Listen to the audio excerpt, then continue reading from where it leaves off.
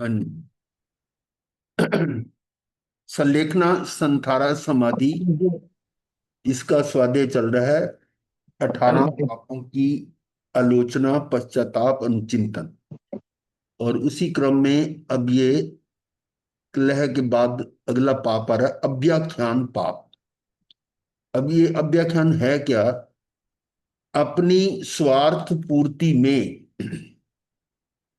अपना मतलब सिद्ध करने के लिए, स्वार्थ पूर्ति में, अहम तुष्टि में, अपने की तुष्टि के लिए अपने को उत्कृष्ट और दूसरे को नीच, निकृष्ट, निकृष्ट, हीन, नीचा दिखाने में, वैर भाव से द्वेषवश, ईर्ष्या के कारण, शत्रुता, अप्रियता के वश दूसरे पर कलंक लगाना, यह अव्याख्यान है। उसकी प्रतिष्ठा को, पद धन को, शरीर को हानि पहुंचाने के लक्ष्य से बदला लेने हेतु यह पाप होता है। इन कलंकित करना। किसी को झूठा कलंक लगा, आरोप लगा, आरोप भी होता है। नहीं, झूठा भी, यहां तो कलंक, उसको कलंकित करना किसी भी तरह से।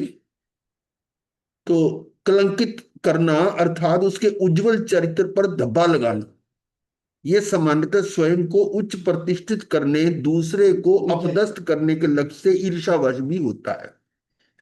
किसी का उत्कर्ष सहन नहीं होता है, उसे कैसे परिवार, संघ, समाज, लोग में नीचा गिराना, इस भाव, दुर्भाव से ये होता है। कलंक लगाना अर्थात वह वैसा दुष्चरित्र, नीच, निर्धन, बुद्धू, निम्न पक्ष नहीं है, मतलब ऐसा नीच नहीं है, फिर भी वैसा कहना, तो ये तो झूठा हो गया ना।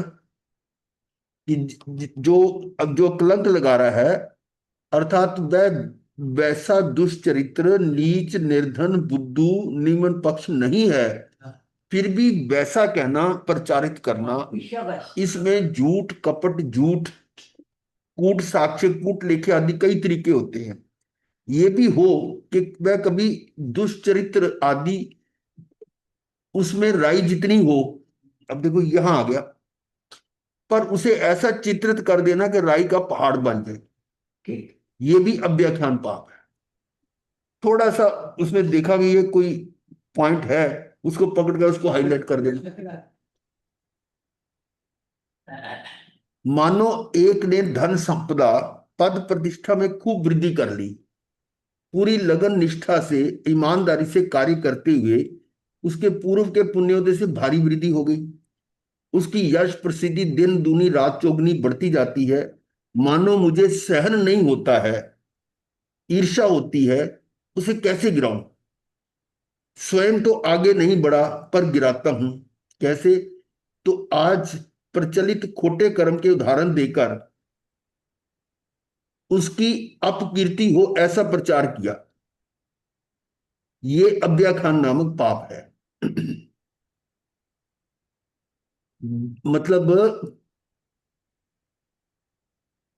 कोई इस तरह के उदाहरण दिए जाए ताकि उसकी बदनामी हो, कुछ हो, तो भयंकर कर्म बंध का कारण है। मानो उसने वह पद या प्रतिष्ठा, धन संपदा काले कारनामे कर करके बढ़ा ली, कर ली, ये सत्य है, मान लो ये भी ठीक भी है। क्या मैं उसे उद्घाटित करूं? यदि सत्य को सत्य कहूं तो वह तो कलंक, अव्याख्यान पाप में नहीं आएगा। बोल आएगा क्या? नहीं। जो जो वो सच्चाई बोल रहा है, प्रश्न, प्रश्न है, क्या वो अव्याख्यान का पाप आएगा क्या? आपने उसकी पोल खोली, किसी स्वार्थ पूर्ति में, ईर्षा भाव से उससे रहे हुए वैर के कारण, वैर या वैर की गांठ तो आपकी अन्य कारण से पड़ी, परंतु उसका बदला लेने के लिए आपने इसे सत्य प्रकटीकरण करने के में उपाय बनाया। जो उसकी कोई कोई बुराई है वो प्रकट कर दी, तो ये भी तो हो गया ना अव्याख्यान। हाँ वो तो। पर यह क्या है? मानो वह अव्याख्यान पाप नहीं है, पाप नहीं, परंतु आपकी धन पद की तृष्णा पूर्ति के कारण या ईर्ष्यावश या वैर की गांठ के कारण उससे अप्रियता, शत्रुता पाल रखी, उसकी पूर्ति में है। तो ये अव्याख्यान पाप तो में तो नहीं आया, परंतु सत्य प्रकट करके आपने अनेक मोटे पाप बंद अर्जित कर दिए। यानी इसका मतलब अव्याख्यान का अर्थ हुआ झूठा आरोप लगाना जो है वो अव्याख्यान है। तो अंदर में रहे हुए दुर्भावों से कर्म बंद होता है। कर्मचंद का लेखा बड़ा विचित्र विशिष्ट है। वह आपके शब्द नहीं, भाव पर दृष्टि रखता है। इसलिए प्रत्येक सजग साधक को प्रतिपल होने वाले दुर्भावों पर सजगता रखनी चाहिए। वे ना हो कड़ी निगाह वह ज्ञान आत्मा रखेगा। यदि उसमें असावधानी हो गई, दुर्भाव पाप भाव आ गया, तो तुरंत पश्चाताप करें, उसकी आलोचना प्रतिक्रमण धिक्कार कर धो ले। अब तब नहीं धो पाए तो जब कालचंद की घंटी सुनाई दे और समय मिल जाए, तब तुरंत उसका पश्चाताप और चिंतन कर धिक्कार कर धो ले। मार्ग रूप मार्गदर्शक प्रारूप ये लिखा हुआ है। कैसे? अव्याख्यान के साथ अन्य पाप भी जब जुड़ जाते हैं तो वह कितना विद्रूप, मतलब एक के साथ कई और जुड़ जाए, वही पाप लेकर उसके साथ विभत्स हो सकता है। यानी वो बहुत क्रूप भी हो सकता है, विभत्स हो सकता है। उसका एक दृष्टांत शास्त्रों में आया, मैतार्य मुनि।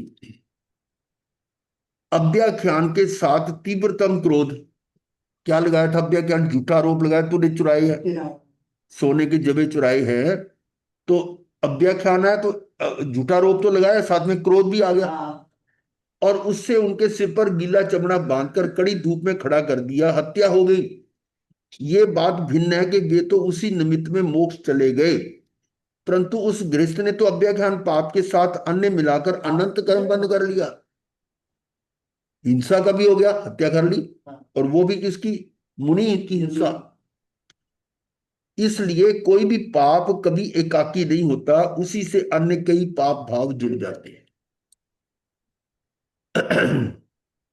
अब इसका पश्चाताप चिंतन। अहो भगवान, बाल्यकाल में अबोध अवस्था के कारण अज्ञानता में अपने भाई बहनों पर, संगी साथियों सहपाठियों पर झूठे आरोप लगाकर उन्हें बदनाम किया। झूठा लगा दिया, कोई जगह मैंने नहीं किया, इसने किया, उसका नाम लगा दिया, उसका नाम लगा दिया। तो ऐसे कई बचपन में होते हैं ऐसे। किन्हीं अन्य कारणों से अमुक अमुक से मेरी शत्रुता अप्रियता हो गई। कुछ वह कुशाग्र बुद्धि था, कोई माता पिता का, गुरु जी का लाडला था। महाराज जी आवाज चली गई है। हैं? महाराज जी आवाज नहीं आ रही। हमें तो ठीक आ रही है। आ रही है हमें। हमको तो आ रही है। हमें तो हाँ, आ रही है चलो, तो आ रही है जी, आ रही है। ठीक है, हाँ आ रही है। ठीक है। अहो भगवान, बाल्यकाल में अबोध अवस्था के कारण अज्ञानता में अपने भाई बहनों पर, संगी साथियों सहपाठियों पर झूठे आरोप लगाकर उन्हें बदनाम किया। किन्हीं अन्य कारणों से अमुक अमुक से मेरी शत्रुता अप्रियता हो गई। कुछ वह कुशाग्र बुद्धि था, कोई माता पिता का, गुरु जी का लाडला था, प्यारा था, और मुझे उससे ईर्ष्या हुई। उसे नीचा गिराने के लिए उसके बारे में झूठी बातें बनाकर फैलाई, झूठी बातें बना दी, और उसे नीचा गिराया, हानि पहुंचाई। मैं इस मरण समय में उनका स्मरण करता हूं तो लगता है कि कुछ क्षुद्र स्वार्थ के पीछे, मात्र मनोरंजन हेतु उसको चिढ़ाने के लिए, दुखी कर बदला लेने के लिए ऐसे झूठे आरोप लगाए। गुरु जी हंसी मजाक में हाँ, किसी को चिढ़ाते करते हैं, कर्म तो बनते हैं ना। बिल्कुल बिल्कुल बनते हैं। अरे नो, वो नोक शाय नहीं है, हास्य रति रति क्या है? हंसी मजाक वो भी है, कर्म बंद है। अमुक को बदनाम किया, कराया अनुमोदा, उस समस्त पाप के लिए मैं अपने आप को आज धिक्कारता हूं। मुझे धिक्कार हो, धिक्कार। और वे सभी आज जहां कहीं भी हों, हाँ, मैं उनसे क्षमा मांगता हूं। वे मुझे क्षमा करें, क्षमा करें, मैं उन्हें भी क्षमा करता हूं। ये सदगुरुदेव, आपने इतना समझाया कि बात बात में, पल पल में कितने ही पाप करते हो, फल परिपाक बड़ा कटु होगा। फल फल परिपाक मतलब उसका जो फल आएगा वो तो, जो पाप का फल तो कड़वा ही होगा, कटु होगा। चेतो, पर मैंने सुना किया, व्यवहारिक जीवन निर्वाह में उसे आवश्यक मान लिया। मतलब क्या क्या किया ये सदगुरुदेव आपने इतना समझाया कि बात बात में, पल पल में कितने ही पाप करते हो, गुरु ने समझाया, और फल बड़ा कटु होता होगा, इसलिए चेतो। पर मैंने क्या किया, अनसुना किया, इधर सुना इधर से निकाल दिया गुरु की बात को। व्यवहारिक जीवन निर्वाह में उसे आवश्यक मान लिया कि भाई ये तो व्यवहार में तो करना पड़ता है। अब कोई कोई ऐसा करे तो उसको उसका बदला लेना पड़ता है। अपनी ही जीवन संगनी पर या जीवन संगी पर, अपने ही अमुक अमुक परिजन पर, अपने अमुक सहकर्मी सह अधिकारी, अमुक व्यापारी उद्योगपति, अपने ही व्यवहारी कितने ही व्यक्तियों पर उसे परिवार समाज कार्यालय में नीचे गिराने, उसको नीचा गिराने और अपने को ऊंचा उठाने, ईर्षा जलन वश कुछ कलह द्वेष मतभेद पड़ जाने पर बोलकर लिखकर बयान देकर झूठे दस्तावेज लेखे प्रस्तुत कर भिन्न भिन्न प्रकार से कलंकित किया। उसको नीचा दिखाने के लिए इसमें कोर्ट की तैयारी में तो आम झूठे आरोप लगाए, बदनाम किया। मैं इस मरण समाधि के समय उस समस्त अव्याख्यान नामा पाप की, उसके साथ हुए अन्य कुकृत्यों दुर्भावों की आपके समक्ष आलोचना करता हूं, सर्व समाज के समक्ष अपनी निंदा करता हूं। मेरे वे समस्त पाप निष्फल हों। मैं स्वयं को धिक्कारता हूं, मुझे धिक्कार है। वे सभी महानुभाव आज जहां कहीं हों, मैं अपनी अंतरात्मा से उन्हें उनसे क्षमा मांगता हूं।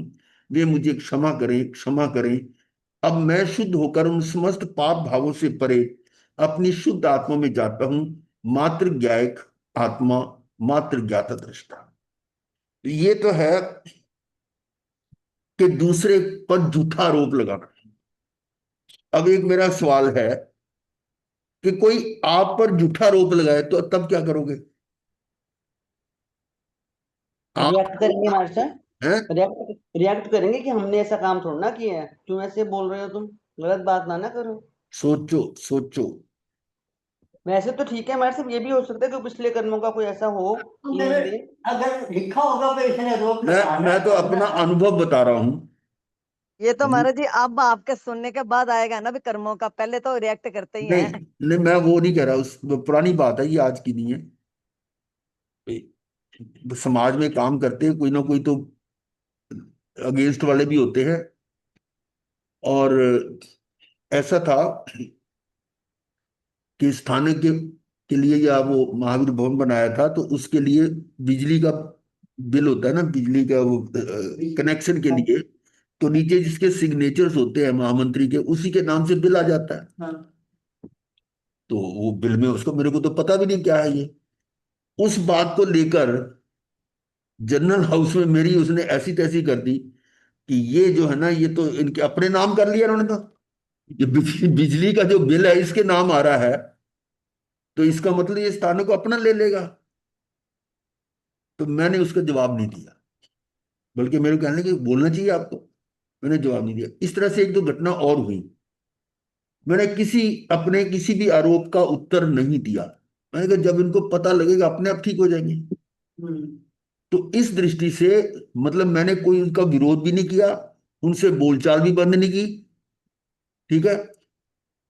उसके बाद जब हमारी दीक्षा हो गई, वही व्यक्ति जो आरोप लगाने वाला था, वो भरी सभा में उसने बोला कि हम तो ये सोच भी नहीं सकते कि इस लेवल के थे ये, उन्हें अपनी गलती मानी। तो मैं अगर वहां पर संघर्ष करता तो अपने भी तो कर्म बनते ना। मैंने इसलिए प्रश्न पूछा कि अगर ऐसा कोई दूसरा आप पर आरोप लगाता है तो उस समय आप क्या करें। तो वो देखो, मुझ में कोई दोष नहीं है, अगर ये मेरे पर दोष लगाता है तो ये जो है जब भी डिक्लेयर होगा सत्य तो सामने आएगा उस अपने आप इसको पश्चाताप होगा। तो मैं क्यों आप खामखा अपनी टेंशन बढ़ाऊं। और कर्म ये मतलब मेरी जो सोच रही थी मैं वो बता रहा हूँ, और बाद में ठीक रही वो। तो ये था अव्याख्यान में झूठा आरोप लगाना, और या वो कोई दूसरा अगर लगाता है तब आपका क्या, ये तो एक मैंने एक्स्ट्रा जोड़ा इसमें। चलिए आगे, पैशून्य चुगली। अब इसमें और उसमें क्या फर्क है? अव्याख्यान तो है खुलेआम, दूसरे का करना। और खुलेआम दोष लगाना, अव्याख्यान आरोप लगाना। चुगली होती है पीठ पीछे, इसको कहते हैं पैशून्य चुगली। अब ये क्या है, इसका स्वरूप समझे। जो जो कारण दूसरे को कलंकित करने के अव्याख्यान नामा पाप के हैं, वे सभी इस पाप के भी होते हैं।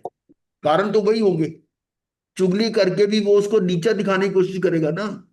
चुगली भी किसी व्यक्ति की अन्य व्यक्ति को की जाती है, एक व्यक्ति की दूसरे व्यक्ति के सामने की जाती है। जैसे अमुक आपके बारे में ऐसा कह रहा था, या आपके विरुद्ध ऐसा कह रहा था, होता है। और इसमें चुगलखोर उस व्यक्ति की दृष्टि में उसे गिराना चाहता है, और अपने आप को उसका हितैषी सिद्ध कर अपनी प्रतिष्ठा बढ़ाना चाहता है। और ये भी जो है ना, कहीं की बहुत बुरी आदत होती है। बुरी बुरी तो है ये, कि भाई कोई उसने लेना नहीं देना नहीं, इधर की बात उधर, उधर की, उस चुगलखोर बनने का मतलब उसको, ताकि वो मेरे मेरे लिए कुछ अच्छा सोचे, यानी मेरे को अच्छा समझेगा कि मैं इसको बता रहा हूं कोई क्या कर रहा है क्या नहीं कर रहा, तुम्हें क्या जरूरत है। तो ये, लेकिन उसको ये उस समय ध्यान नहीं आता कि ये पाप कर रहा हूं। चुगली करने का मतलब पाप है।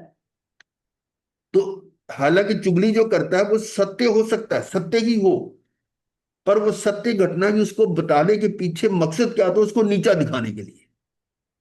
तो वह सत्य ही हो, चाहे वह सत्य ही हो, चुगलखोर उसे से सावधान रहने को कहता है कि भी उससे बच के रहना, बंदा ऐसा है, ये बहुत खराब है।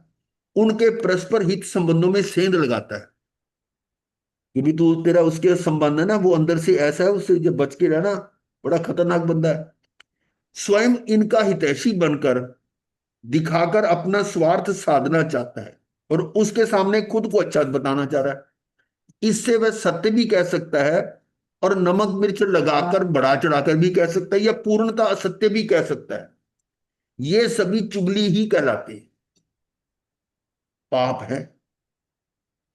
चुगलखोर की स्वार्थपरता के अनुसार, अब चुगलखोर की स्वार्थपरता, कोई ना कोई स्वार्थ होता उसका, के अनुसार, दुर्भावों की तरतमता के अनुसार, दुर्भावों की जो भाव किए उसने, उसकी जितनी ज्यादा इंटेंसिटी है, उसके अनुसार बनावटी बातें बनाने की चालाकी के अनुसार, वो बातें बनाने में भी चालाक होता है वो, गड़गड़ंत कर लेता वो। चालाकी के अनुसार करमचंद अपना लेखा स्वयं कर लेता है। मतलब जितना जितना उसने काम किया उसका हिसाब आपका करमचंद कह लो या कारमन श्री कह लो, कारमन श्री है ये, वो अपना रिकॉर्ड कर रहा है। इसलिए कोई ये ना सोचे कि कौन देख रहा है। वो अन्य धर्मों में तो कहते हैं ना कि वो ऊपर बैठा हुआ है कौन, नहीं नहीं, चित्रगुप्त ईश्वर में, वो चित्रगुप्त, फाइल लेके बैठा हुआ है। हाँ जी, वो फाइल बही बही खाता है, उसमें वो वही एंट्री खाता लेके बैठा हुआ है। उनकी अपनी कल्पना है। हम कहते हैं कि हमारा चित्रगुप्त हमारे अंदर है, अंदर साथ ही है, अंदर ही बैठा हुआ है। कार्मिक हाँ, शरीर है जो हमारा चित्रगुप्त है। ये चित्र लेता रहता है, हर समय का चित्र ले रहा है कि कितने कर्म आए कितने गए।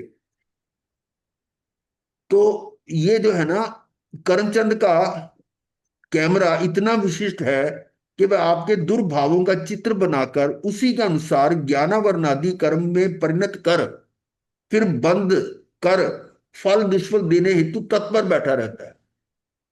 कभी आराम नहीं करता उसका, तो एक सेकंड, एक समय का भी ब्रेक नहीं है, हर समय का। उस करमचंद की गुह्य गणित के आगे, ये जो गहरा उसका हिसाब किताब है, वो चित्रगुप्त वो वाला नहीं, आगे सभी आधुनिक कंप्यूटर निस्तेज हैं। इसके सामने, इस कार्बन सीड नाम जो कंप्यूटर है ना, इसके सामने आपके जो सुपर कंप्यूटर भी है ना, वो भी कुछ नहीं है।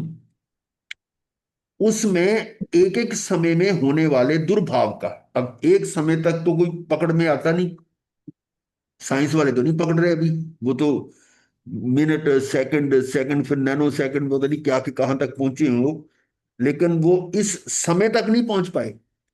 समय जो है ना, that is the smallest unit of time. समय काल का सबसे छोटा छोटा अंश है, इसके और आगे टुकड़े नहीं हो सकते। समय का आधा समय नहीं होता, ना। समय होता, उसके आगे टुकड़े हो ही नहीं सकते। और ये भी आपको पता है ना, अभी सुबह की शायद क्लास में बात हो रही थी कि ये जीव एक समय में हाँ। यह मध्य लोक से उठकर इस लोक के अग्रभाग तक एक समय में, एक से और एक समय का मतलब क्या हुआ, ये नहीं कहेंगे आधे समय, बीच में आधा समय होता ही नहीं, ना, ये समय इतना शॉर्ट है। इसका उस मतलब समय में वो इस समय यहां है। फिर ढाले पहुंच जाता है ऋतु गति। एक मिनट म्यूट कर ले आप। हाँ, यानी इस समय यहां है और उसी समय वो लोक के अग्रभाग पर है, ये अर्थ निकलता है इसका, यहां और उसी समय वहां, ये एक समय की बात है।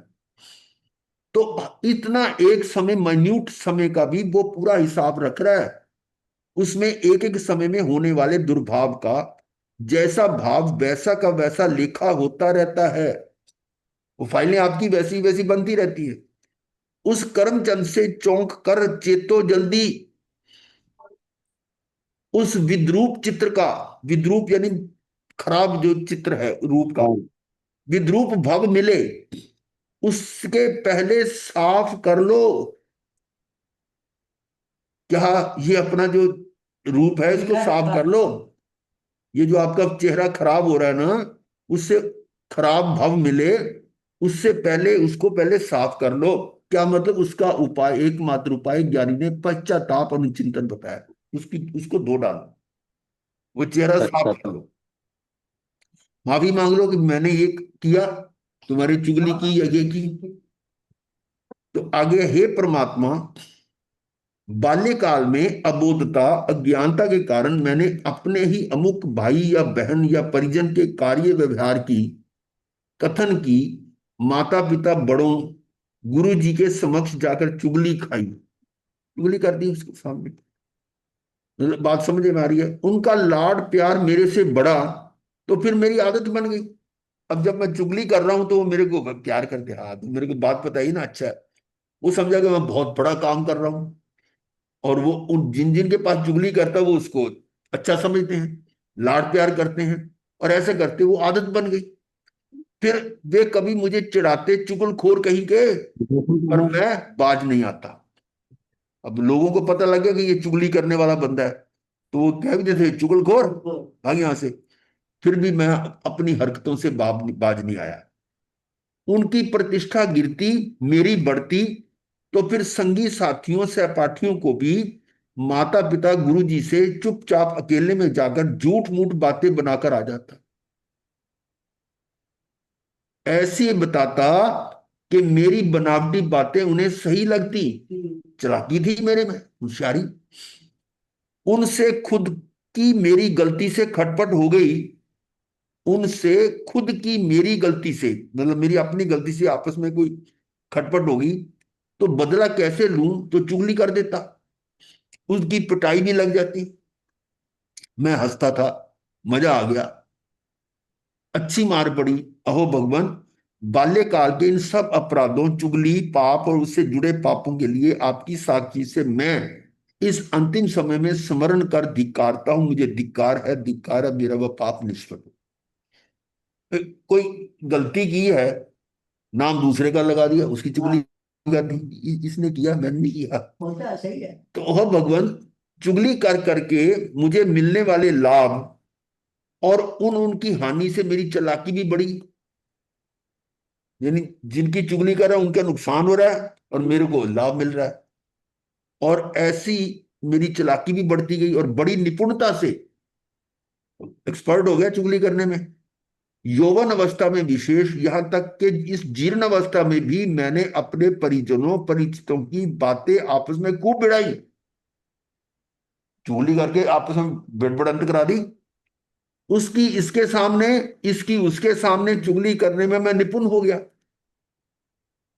इसी कारण आगे कार्य, व्यवसाय, उद्योग आदि में, नौकरी या अन्य कर्मों में पद प्रतिष्ठा, धन अर्जन हेतु अपनी स्वार्थपरता में अपने सहकर्मी, सह अधिकारी, सह व्यापारी, साथी के बारे में कई अवसरों पर चुगलखोरी की।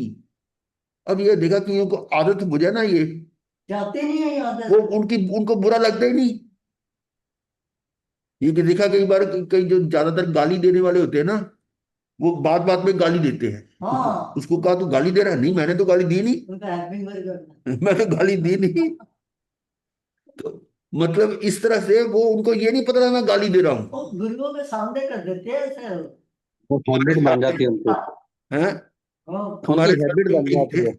हाँ जी। इतने हाँ, उनकी बच्चों हैबिट बन बच्चों जाती को है, उसके करते बिना हाँ, वो हैबिट काम बन जाती। मैं बताऊँ, हमारे साथ एक मास्टर थे, गुरुजी कहते थे उनको, शायद गजानन ऐसे कुछ नाम था। और वो बात बात में गाली निकाल देता था, माँ बहन की गाली निकाल देता था। अब बच्चों को तो आदत पड़ चुकी थी। किसी बच्चे ने घर में माँ बाप को शिकायत कर दी, और उसकी माँ आई प्रिंसिपल के पास कि आपके ये मास्टर जी है ना गाली देते हैं। और मास्टर जी को बुलाया, वो उसके क्यों भी गाली किस फिर गाली बोल के बोला किसने गाली दी? किसने बोली साहब, है? आप समझ गए ना?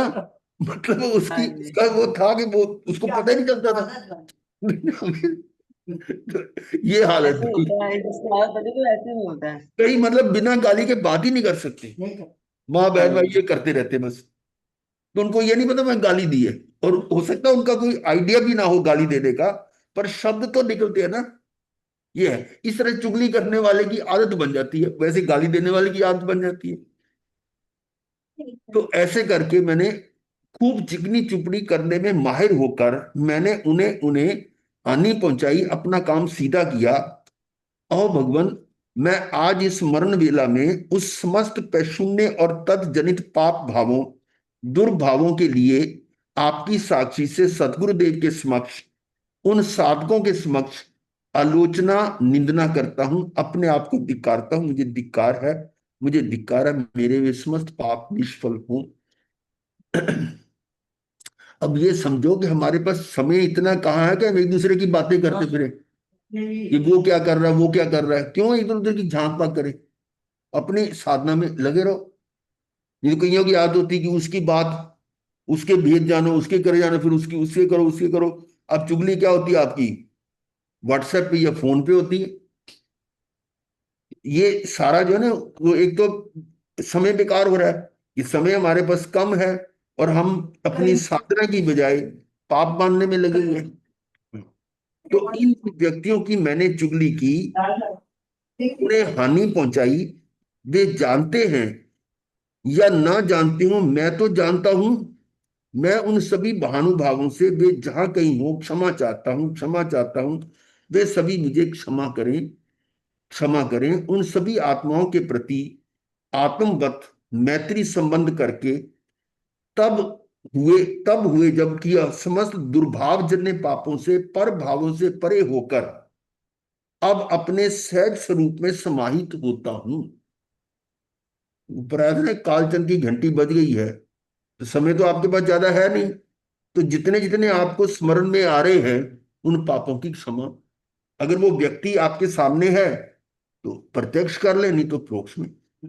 मात्र ज्ञाता दृष्टा, मात्र आत्मा, मात्र ज्ञान, मात्र में शुद्ध आत्मा, मैं मुझ में।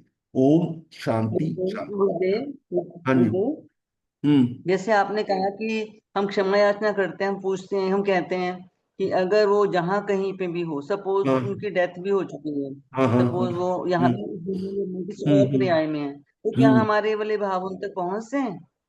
पहुंचे या ना पहुंचे, वो नहीं कुछ नहीं, वैसे मैं नहीं जनरल नहीं, पूछ एक मैं रही हूँ। एक सेकंड में आपको बता रहा हूं, आपको उत्तर दे रहा हूं।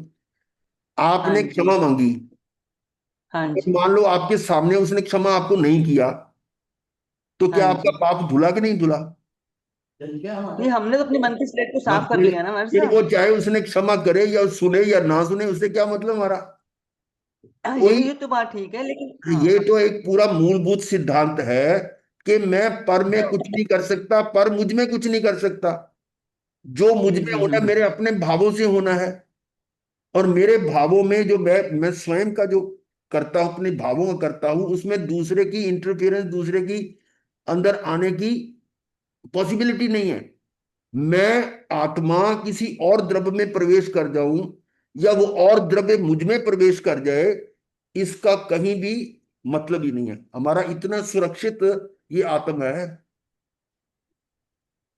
और ऐसा द्रव्य मुझ में दिल प्रवेश है। कर जाए तो तो बस द्रव्य मुझ आपने में प्रवेश कर आपने जाए। क्षमा मांग ली, आपका काम हाँ हो, जी। बस। हाँ हाँ, नहीं वो तो बात ठीक है कि हमने तो अपनी तरफ से अपने आप को साफ कर लिया, अपनी हाँ आत्मा को क्लीन कर लिया। ठीक है। ये तो फैक्ट है। हाँ लेकिन बस सिर्फ ये मैं जानना चाह रही थी कि क्या हमारे भाव वहां तक पहुंचे, मैं ये जानना चाह रही हूँ। नहीं, ऐसा कुछ नहीं। वहां अच्छा पहुंचे अच्छा। ना पहुंचे, लेकिन सर्वज्ञ तो जानते हैं। जी हाँ जी, बिल्कुल बिल्कुल बिल्कुल और जी। वो उनके जानने से भी हमारे को क्या फर्क पड़ेगा? असली हाँ जानने जी। वाला तो अंदर बैठा हुआ है। ये आत्मा, हाँ आत्मा ने बस जानना है वो असली जानना कार्बन है। हाँ शरीर है जी। जो रिकॉर्डिंग कर रहा है, वही सब कुछ है, वो हमारा चित्रगुप्त वही है। कहीं पे प्लस माइनस हो ही जाना है।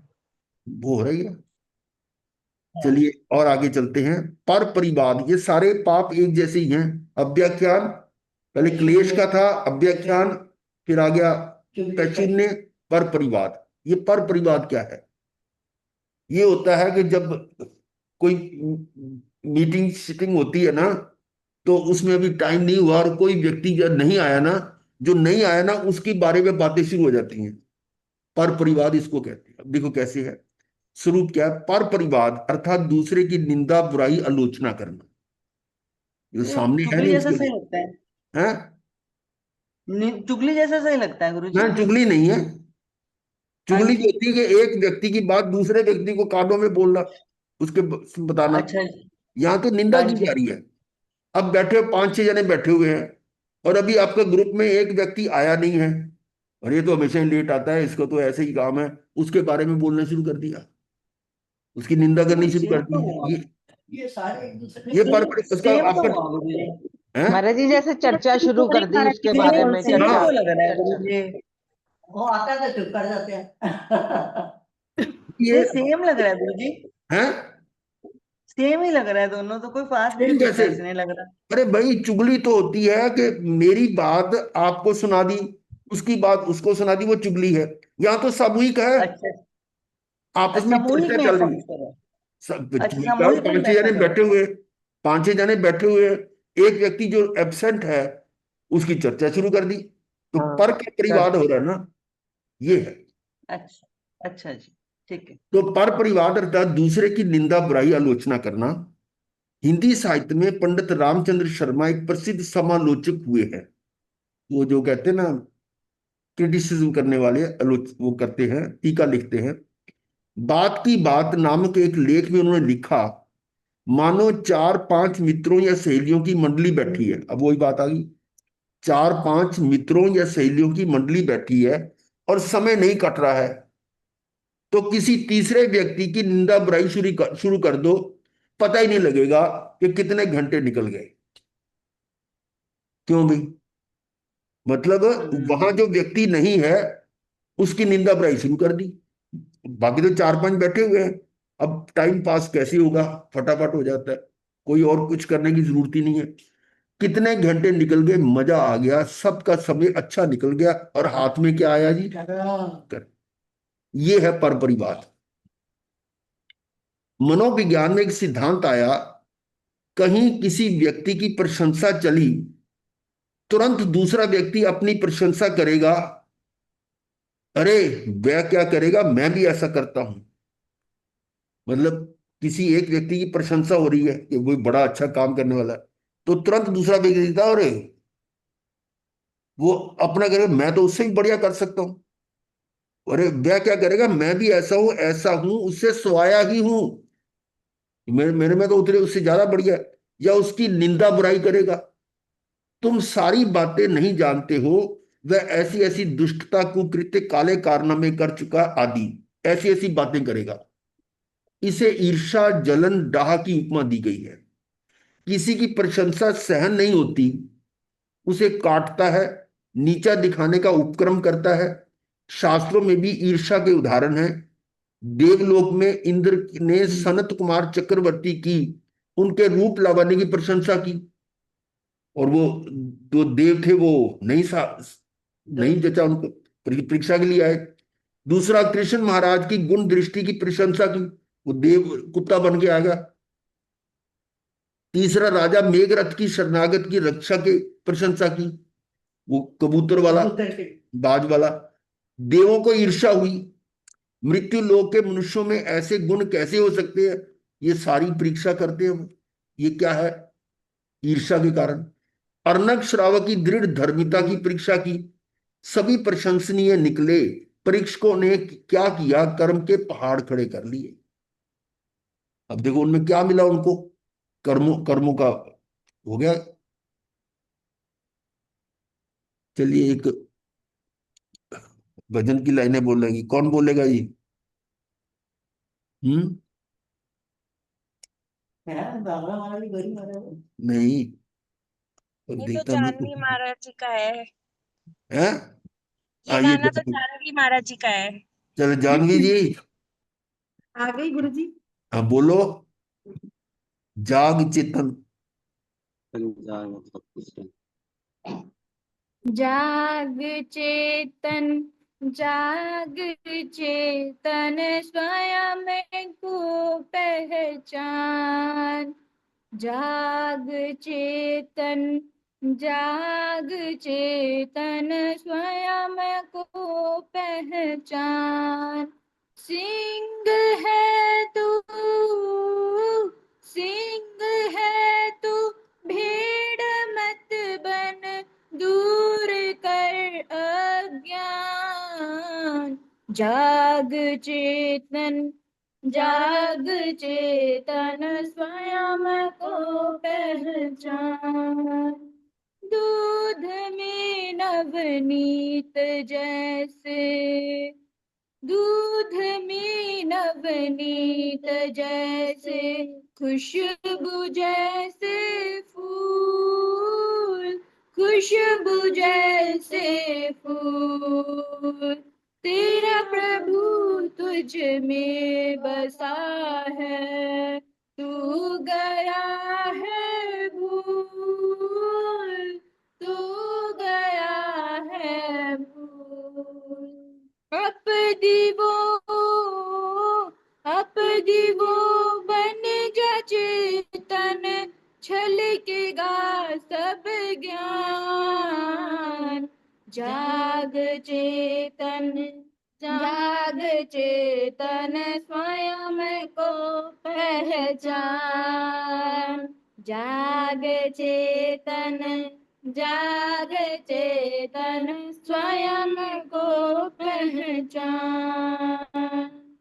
शुद्ध है तू, बुद्ध है तू, शुद्ध है तू, बुद्ध है तू, तू अरूपीय नाम, तू अरूपीय नाम। सुख व दुख से तू जुदा है, बंध का नहीं काम, बंध का नहीं काम। ज्ञाता दृष्टा, ज्ञाता दृष्टा गुण है तेरा, तू है सिद्ध महान। जाग चेतन, जाग चेतन स्वयं को पहचान। गति गति में बहुत भटका, पाया अति दुख रोग, पाया अति दुख रोग। तृप्त ना कर पाए तुझको, देवों के सुख भोग, देवों के सुख भोग। करनी कर, करनी कर मुक्ति की चेतन, इसमें तेरी शान। जाग चेतन, जाग चेतन स्वयं को पहचान। जाग चेतन जाग चेतन स्वयं को पहचान। आत्मा हूँ आत्मा हूँ आत्मा हूँ आत्मा हूँ। याद रख हर श्वास याद रख हर श्वास। दिख रहे जो दृश्य जग में जिनका नहीं विश्वास जिनका नहीं विश्वास। कहते गौतम से प्रभु तू स्वयं है भगवान। जाग चेतन स्वयं को पहचान। चलिए अभी पर परिवाद पर चर्चा चलती है। समकित्व प्रकट होने पर 8 गुण प्रकट होते हैं। क्या है ये? समकित्व प्रकट होने पर 8 गुण प्रकट होते हैं, उनमें एक है उपगूहन। क्या मतलब है इसका? किसी के गुण अवगुण छुपाने होते हैं, उजागर नहीं करने। उपगुण, उसको गुण करना, यानी उसके जो अवगुण है उनको छुपाकर उसको दृढ़ करना। उनमें एक उपगुण या उपवृहन गुण भी है। समकित्वी में एक आत्मिक गुण विशिष्ट होता है कि उसे सर्वत्र सब में गुण ही गुण दिखते हैं। समकित्वी को ये किसी के अवगुण नजर नहीं आते, और इसीलिए समकित्वी की पहचान भी है कि समकित्वी शिकायत नहीं करता। अब बात समझे कि नहीं? शिकायत कौन करेगा? जिसको अवगुण नजर आएंगे, तो उसको अवगुण नजर ही नहीं आते, तो शिकायत क्या करेगा? यानी जो शिकायत करता है समझो वो समकित्वी नहीं है। ये है। बहुत सारे फैक्टर्स हैं, उनमें एक ये भी है कि एक ये विशिष्ट गुण है कि वह सर्वत्र सब में गुण ही गुण दिखते हैं। वह सामने वाले के गुण प्रकट करता है, अवगुण प्रकट नहीं करता। ये है और उसको फिर बढ़ने के लिए चांस भी देता है। अवगुण प्रकट नहीं कर। दूसरा, अपने अवगुण खोल खोल कर रखता है। अपने अवगुणों को नहीं छिपाता, दूसरे के अवगुणों को छिपाता है। अपने छिपाता है। धिक्कार भाव के साथ, और अपने गुणों को प्रकट नहीं करता। यानी अपने गुणों को तो खोल के धिक्कारेगा, और अपने धिक्कार भाव के साथ और अपने गुणों को प्रकट नहीं करता। क्या? ठीक है। नहीं, ये सही है हमारा। दूसरा नहीं, अपने विकार भाव के साथ है ना, अपने अवगुण खोल खोल कर रखता है धिक्कार भाव के साथ, और अपने गुणों को प्रकट नहीं करता। हाँ ठीक है, अपने गुणों को नहीं बताता, अपने अवगुणों को बताता है।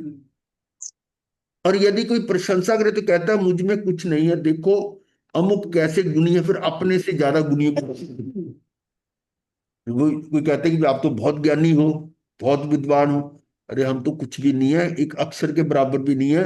वो कितने ऐसे ऐसे महा विद्वान हुए, महा ज्ञानी हुए हैं, हम उनकी एक बूंद के बराबर भी नहीं है।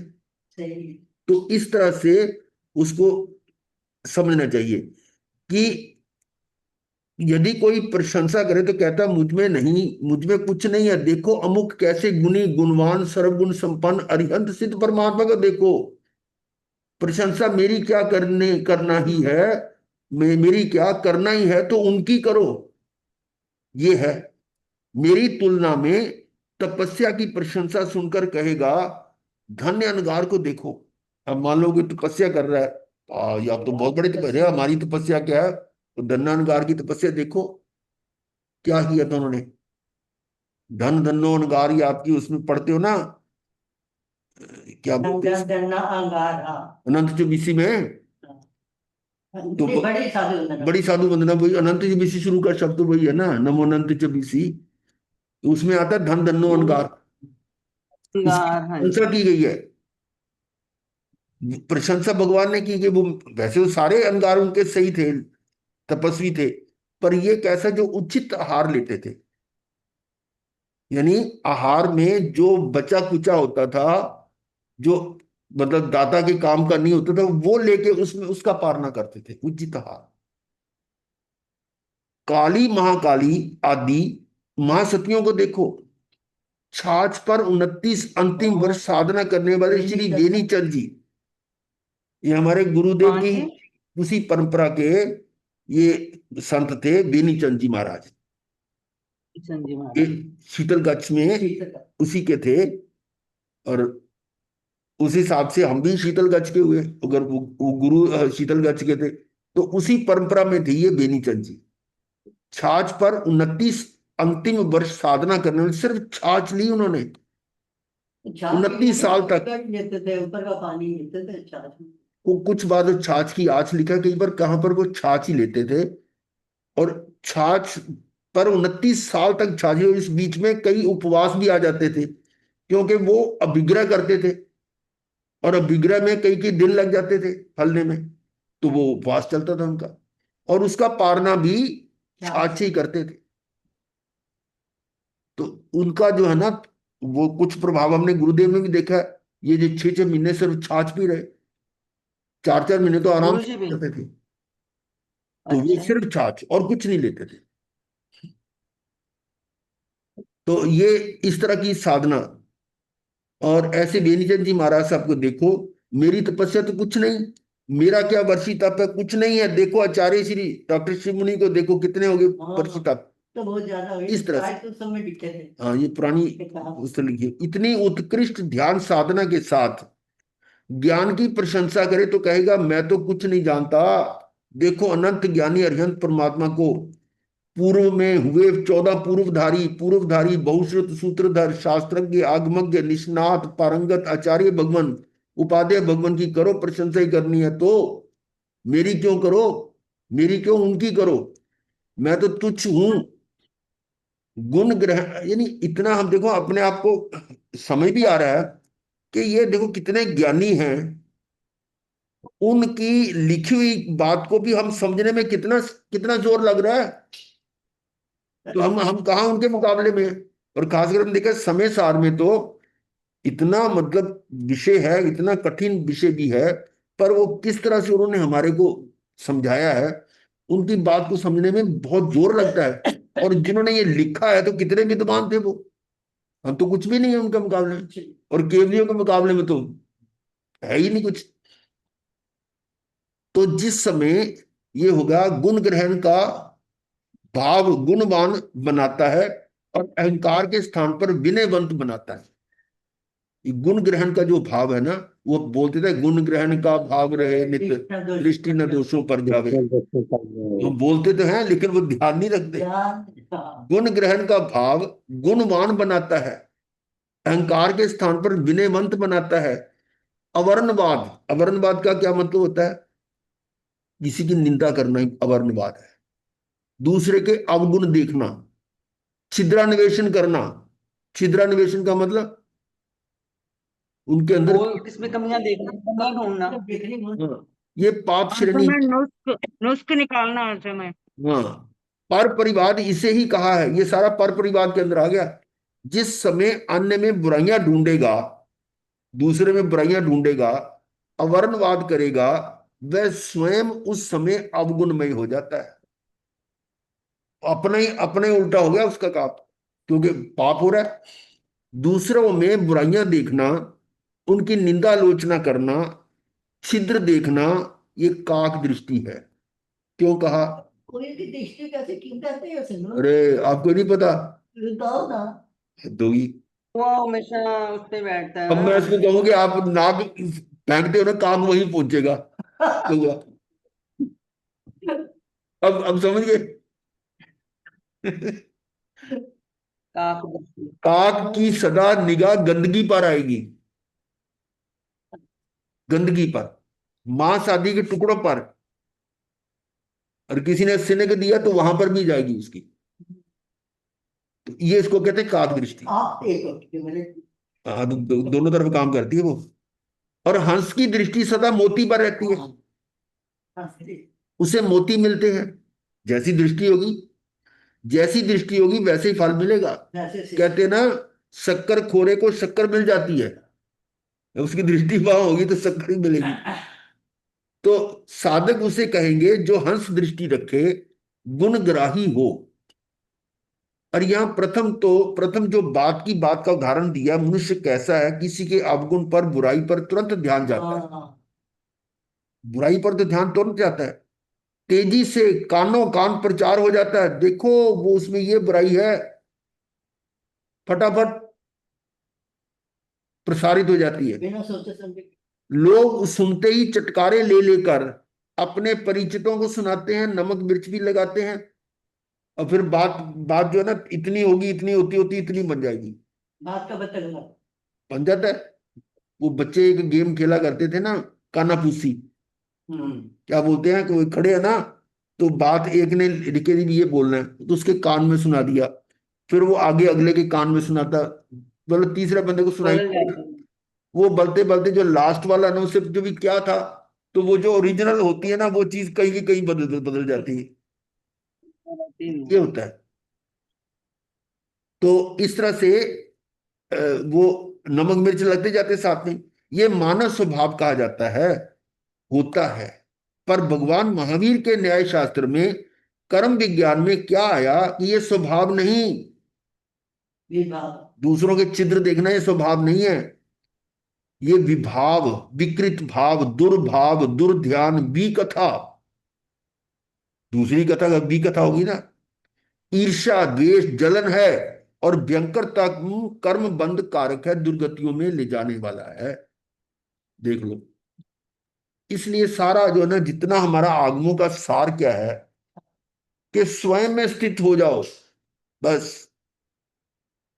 सब जो हम पढ़ रहे हैं, इन सब पढ़ने के मतलब जो एज ए रिजल्ट उसका जो परिणाम है, वो यही हमें बताता है कि आप अब पर से हटकर स्वयं में स्थित हो जाओ, तो वहीं पर वो कोई पाप नहीं लगेगा, वहां कोई कर्म बंद नहीं होगा, और वहां अगर टिक गए कुछ देर के लिए तो अनंत अनंत कर्मों की निर्जरा।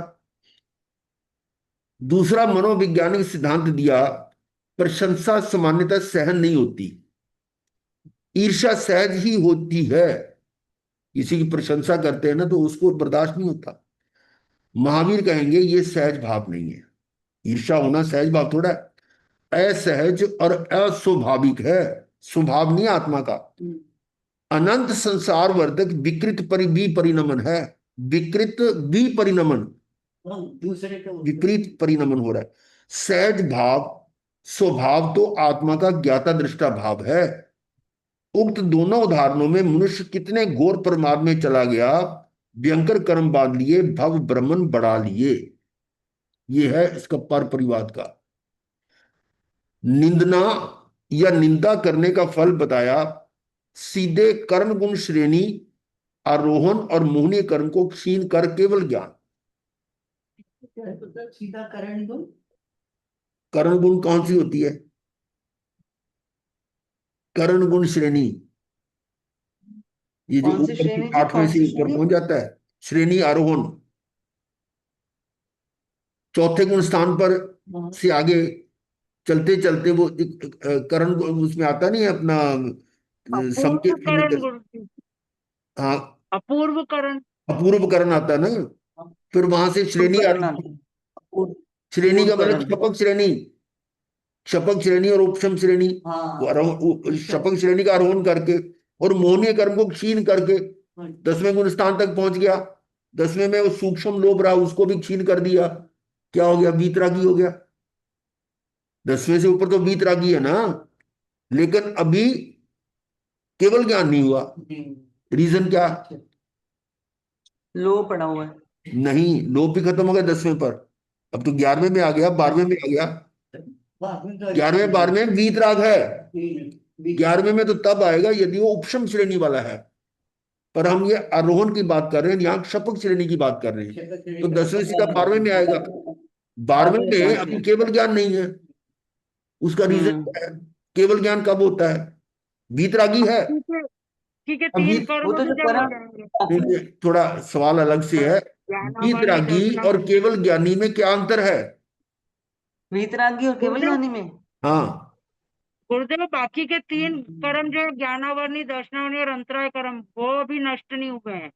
हाँ, वीतरागी में वो 3 अभी विशेष हो सकते हैं।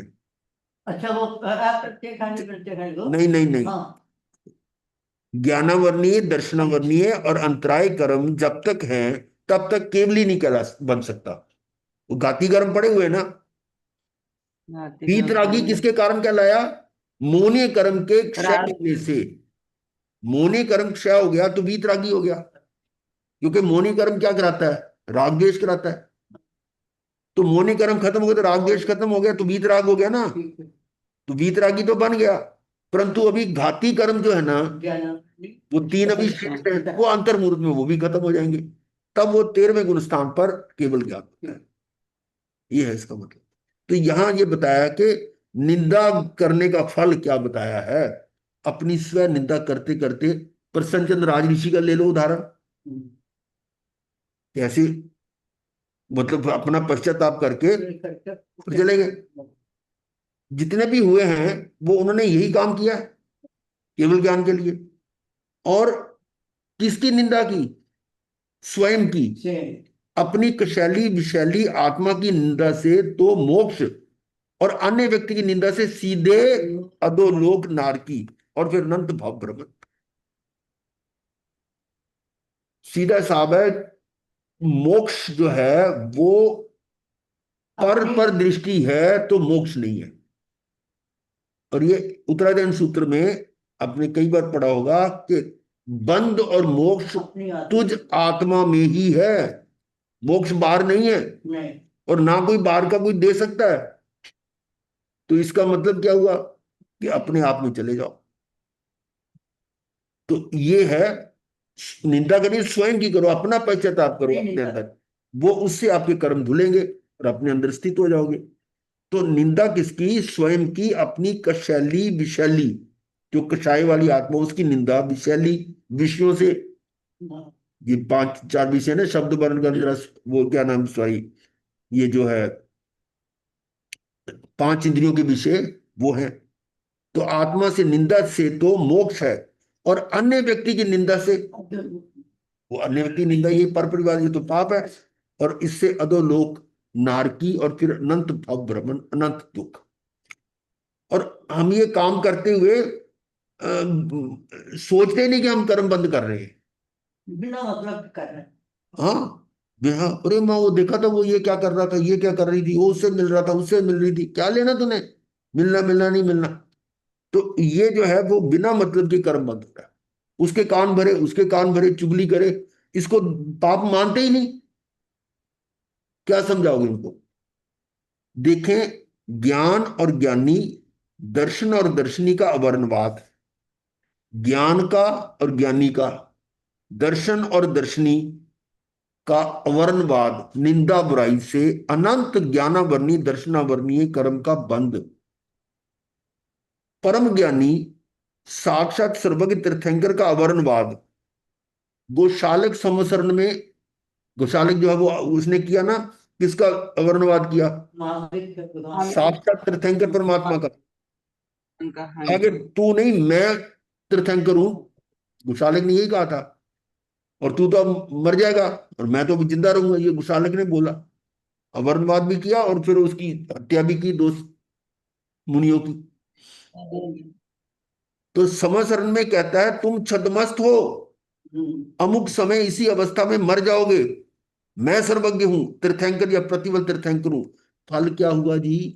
अनंत भव भ्रमण का अनंत दुख। कितना अनंत भव भ्रमण, कितनी बार तो हर नरक में बार बार, 7वीं नरक फिर मचकच बना, फिर नरक, फिर मचकच, फिर छठी 7वीं 5वीं 4वीं सारी नरकों में। कितना कितना लंबा चौड़ा इसका, बहुत काल तक रहेगा। पर ये जो है भवी है, इसलिए, और वो अंत समय में उसने अपनी गलती मान ली थी कि मैं तीर्थंकर नहीं हूं, मैं अवर्णवाद कर रहा था, अपनी आलोचना की और अपने शिष्यों से ये वचन लिया कि मेरी मृत्यु के बाद मेरी लाश को रस्सी से बांधकर सारे नगर में घसीटना, थूकना कि ये तीर्थंकर नहीं था, तीर्थंकर तो भगवान महावीर है। ऐसा उनसे वचन लिया था। वो बात अलग है कि शिष्यों ने उनकी वो जो कूट पाठशाला थी उसी में वो नगरी का नक्शा बना के उसी में घुमा दिया और फिर वो करकरा दिया। तो ये फल क्या हुआ? अनंत भव ब्रह्मन अनंत दुख, अंत समय की भूल सुधार से कहें संकित हुई, अतः अंततः मोक्षगामी होंगे। बस यहीं तक समाप्त करते हैं। ओहो। ओम।